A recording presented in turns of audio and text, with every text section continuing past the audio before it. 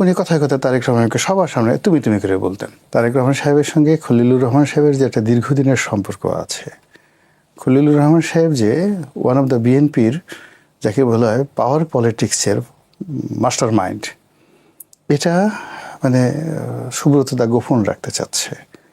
হ্যাঁ, গোপন রেখে সে যাকে বলে একটু ঘুরু ঘুরু করতে চাচ্ছে আর কি।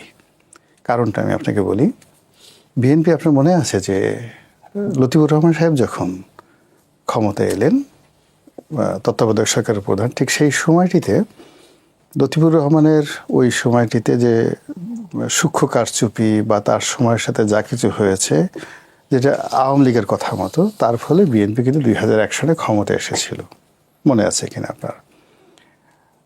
ঠিক সেই সময়টাতে লতিফুর রহমান সাহেবের ভাইরা ছিলেন খলিলুর রহমান, আর লতিফুর রহমানের প্রাইভেট সেক্রেটারি অর্থাৎ প্রধান উপদেষ্টার প্রাইভেট সেক্রেটারি ছিলেন এই খলিলুর রহমান।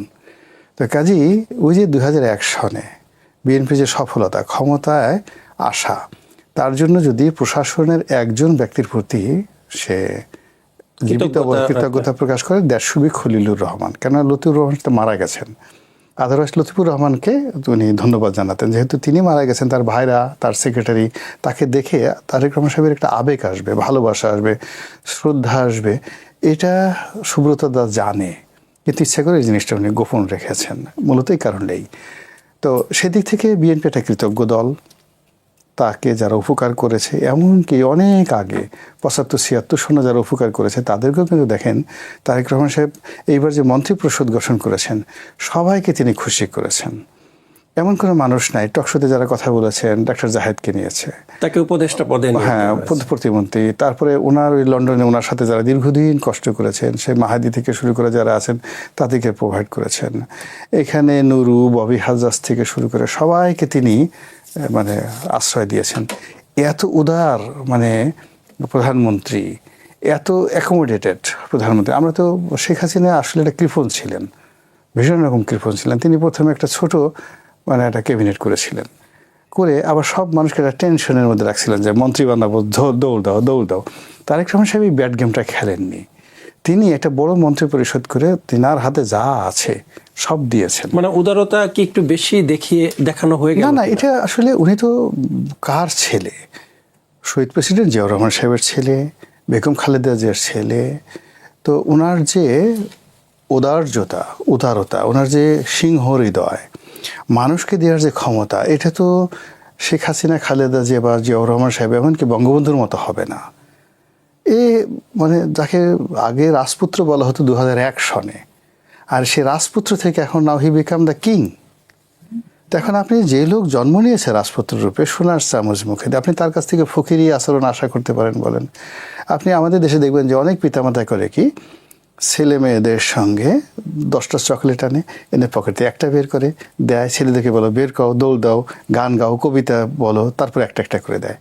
এগুলো দেখবেন যে বেশিরভাগ পিতামাতা গরিব মানুষ, অল্প কিছু টাকা, নতুন হয়েছে, মন ছোট, নিজের ছেলে মেয়েদের সাথে এরকম ফাজলামো করে। আর যারা ধরেন ভালো বাবা মা, তারা করে কি, 1 বস্তা টাকা, 1 বস্তা চকলেট এনেই ছেলে মেয়ের সামনে বস্তাটা খুলে দেয়।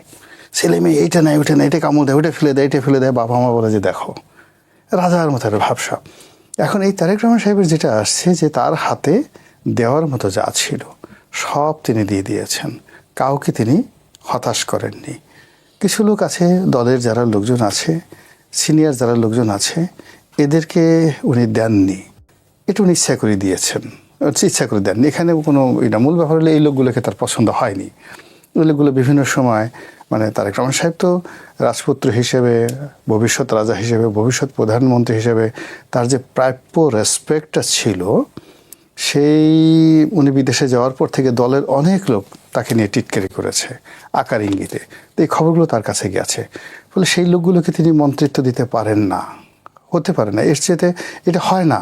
আমি একটা লোকের মধ্যে দিলাম, সে আমার পাশে বসে রইলো, তারা দেখলে আমার মেজাজ গরম হয়ে যায়, আমার কোনো কিছু লিখতে ইচ্ছা করে না, বলতে ইচ্ছা করে না। তো এরকম বিএনপির অনেক লোক আছেন আমাদের দৃষ্টিতে, একেবারে সিনিয়র টপ পর্যায়ের যারা বিএনপির টপ পর্যায়ের সবাই দেখেছি, তাদেরকেও কিন্তু মন্ত্রিসভায় জায়গা, হ্যাঁ, এরা সবাই মানে এরা সবাই এই তরুণ নেতৃত্ব তারেক রহমান সাহেবের প্রতি যে ডিউ রেসপেক্ট, এটা দেখাননি। এই যেমন আগে একটা শমশের মোবিন চৌধুরী, এখন শমশের মোবিন চৌধুরী উনি কথায় কথায় তারেক রহমানকে সবার সামনে তুমি তুমি করে বলতেন। আরে ফাজল তার সীমা সময় বলছেন জীবিত আছে না মারা গেছে, আই ডোন্ট নো, জীবিত আছে। তো উনি হোক মুক্তিযোদ্ধা, বঙ্গবন্ধু মানে যে উনি জেলে আছেন, উনি জেলে আছে, উনি এটার সাথে যাকে বলে হয় জিয়াউর রহমান সাহেবের খুব ঘনিষ্ঠ ছিলেন, সব ছিলেন। তারেক রহমান সাহেবকে ছোট দেখেছেন, ভালো কথা, কিন্তু এখন তারেক রহমান সাহেব বড় হয়েছেন, ম্যাচিউরড হয়েছেন, তো তাকে তো সে সম্মানটা দিতে হবে। তা না করে সমস্যা এই তারেক আসো, এটা করো ওইটা করো, তো এই লোকের কেন তিনি মন্ত্রিত্ব দিতে যাবেন বলেন? দেখুন দলের মধ্যে অনেক কিছু আছে, আপনি উনি দাতা, উনি দিচ্ছেন, কিন্তু তার সঙ্গে সঙ্গে ওনার সম্মান, ওনার ইজ্জত, ওনার মন মানসিকতা দিতে হবে।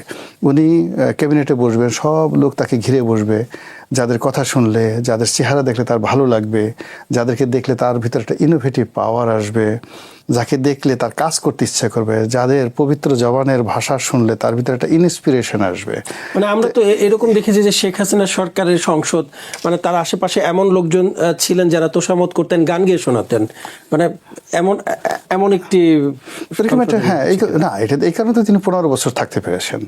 এখন উনি যদি গান গাওয়া শুনছেন এটা, কিন্তু ওনার জায়গাতে যদি আপনি তুফাইল সাহেবকে রাখতেন, তুফাইল সাহেব তার সমালোচনা করতো, সুরজিৎ বাবুকে রাখতেন, সমালোচনা করতো, উনি বিশ্বাস করেন 15 বছর ক্ষমতায় থাকতে পারতেন না, 15 বছর থাকতে পারতেন, শেখ হাসিনা আয়ু কমে যাইতো। তো এখন রাজারা দেখেন, এই যে বড় বড় রাজারা, যে আপনারা তো মোল্লা দৌফেয়াজার নাম শুনছেন না? আমি মোল্লা দৌফেয়াজা ছিল সভাকবি, খুব রসিক মানুষ ছিলেন, সম্রাট আকবরের রাজদরবারের নবরত্নের একজন। আর একজন ছিলেন হলো ফৈজি টোডরমল দোপেয়াজা, আর আরেকজন হিন্দু ছিল, এক ভদ্রলোক ছিলেন, আমার নামটা মনে আসতেছে না, খুবই নাম, খুব কৌতুক করতেন। এখন সবচেয়ে যে বড় ভাঁড়, তাকে বলা হয়তো গ্রেটেস্ট ভাঁড়, গোপাল ভাঁড়ের চাইতে 1 কোটি গোপাল ভাঁড়ের চাইতে বিখ্যাত, সে আমার নামটা মনে আসতেছে না ভদ্রলোক। তো ফতেপুর সিকরি, আমি আসবো, আচ্ছা 1 মিনিট, সেই ফতেপুর সিকরির আকবরের পাশের রুমে মানে তাকে জায়গা করে দেওয়া হয়েছিল, আমি ওখানে গিয়ে দেখে আসছি। তো কাজেই রাজা যিনি হবেন তার শান্তি হলো বড় কথা, রাজার নীতি হলো রাজনীতি। এখানে তারেক রহমান সাহেবের ইচ্ছা, তার ভালো লাগা, তার ভালোবাসার উপরই আমাদের দেশের ভাগ্য নির্ভর করে। তার হাতে এখন গাড়ির স্টিয়ারিং, আপনি পিছন থেকে একটা বাজে কথা বললেন, একেবারে গাড়ি সহ খাদের মধ্যে ঢুকাই দেবেন, সব মিলে মরা লাগবে। আর যদি আপনি তাকে ভালো কথা বলেন, তাহলে দেখা যাচ্ছে গাড়িটা এমন জোরে চালাবে, বাংলাদেশে একেবারে সিঙ্গাপুরে নিয়ে যাবে। তো আপনি কি চান? সিঙ্গাপুরে যেতে চান।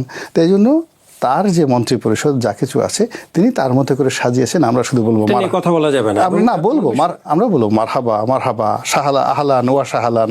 হ্যাঁ, আপনি যা কিছু করেছেন চমৎকার করেছেন, আল্লাহ আপনার প্রতি রহমত বরকত দান করুক। সামনে মাহে রমজান আসছে, আমি আপনার জন্য অতিরিক্ত 2টো মানে নফল রোজা রাখবো, ইত্যাদি ইত্যাদি কথাবার্তা। এগুলো শুনলে উনি কাজে শান্তি পাবেন।